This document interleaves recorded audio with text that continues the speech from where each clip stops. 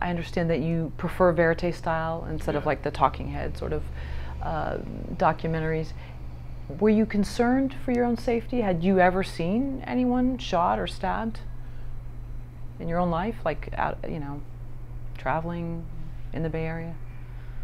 You know, I've been around some pretty hairy situations, you know, and part of my story, was intersecting with law enforcement when I was in college. You know, I got in trouble, I got arrested, and I ended up serving a year in prison on a drug charge.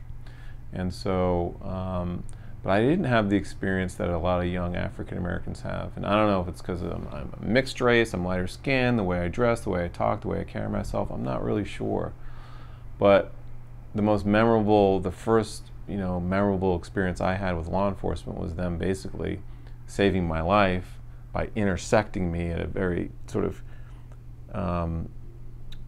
where I could have gone either way, where I could have gone either way. But when I was in prison, first day I was in prison, somebody got their throat cut, and I was around young black men just like me, but from the other side of the tracks. And so I had a very unique kind of coming of age. This was when I was in 21.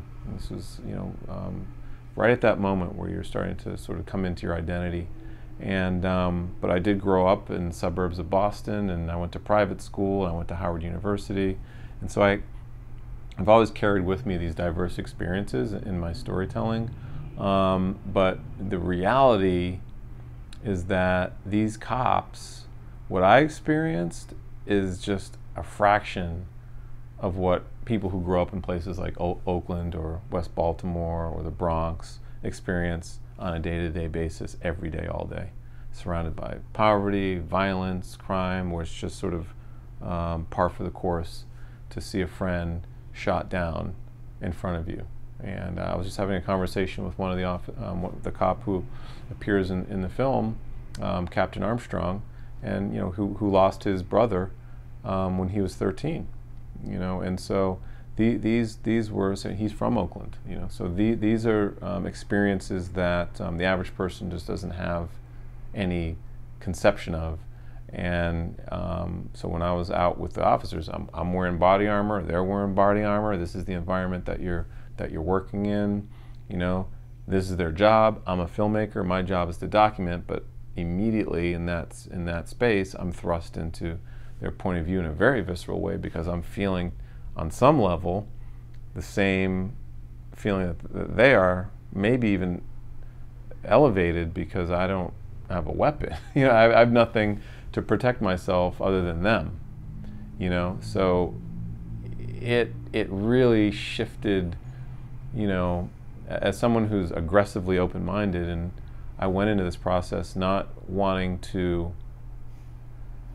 go after the police and try to muckrake and find bad stuff in the department, but I also went in there really guarding against getting too close to them emotionally and being too sympathetic with them, because I understood that this was a moment when people had a lot of anger, rightfully so, and distrust toward the police, and wanted the truth to be told about what was happening in our police department. And so my job as a documentarian was to try to capture as close as I could the truth of what was happening in this environment. Speaking of which, you talk about being open-minded, and most people from the Bay Area would probably consider themselves that way, and I know there's a very progressive mindset there. But you say people saw you get out of the police car with the camera, and somehow you were trolled on Twitter, and I was just wondering if you could talk about being a filmmaker, trying to make something, and what were they saying to you? Well, it's difficult. And I'm trying to, I try to reconcile this. My experience, it was flipped. Because what happened was, the people who were being open and transparent and welcoming of me were the cops. And the people that were being aggressive and prejudiced and hurtful toward me were the progressives, many of whom were my friends. So I was, but my friends understood. They knew me, they knew my story, and so when I'd see them, it was like an odd sort of cognitive dissonance. I'm getting out the police car, they're there protesting the police. I think they understood what I was trying to do. A lot of people did not even attempt to understand what I was doing. They never spoke to me, they never asked me questions, they were taking my picture, they were trying to spin a narrative on social media about I was an agent of for propaganda for the police department, and that was incredibly frustrating for me. You know, and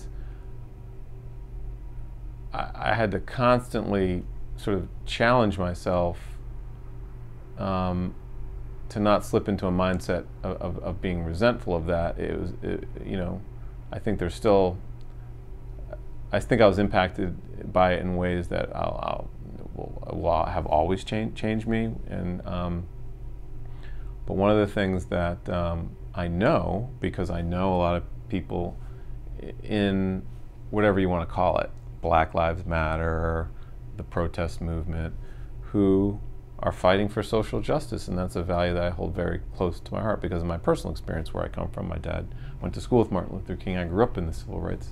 You know, I was born in 1968, and so, but you work harder to understand people when you know them, when you have a connection to them, and I think that's something that we've lost in this country, is the ability to, oftentimes when we're upset with each other, we're upset with people that we don't really know who they are.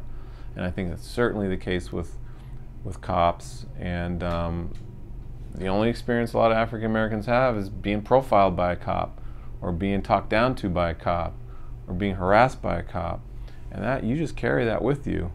And so we as filmmakers, we had a really tricky, particularly as a black filmmaker, I had a very tricky job, which is to somehow thread the needle and respect that reality while also trying to hold the truth of these officers in a meaningful way, because they see themselves much differently than the public sees them. They see themselves as protecting black lives every day. You know, so it's a really profound, you know, gulf that we find ourselves in terms of, you know, where people are and how people see each other, and we were capturing that. That's what we were sort of in the process of capturing.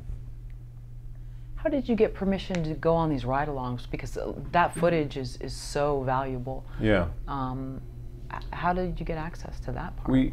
We just asked. We definitely, like we said, we want to understand what it's like to be a cop, and you know a lot of what being a cop is just responding to the radio call. You know, like and because there's so many radio calls, it's shocking that the volume of 911 calls that this department gets, and it's only 750 officers in a city of 500,000 people.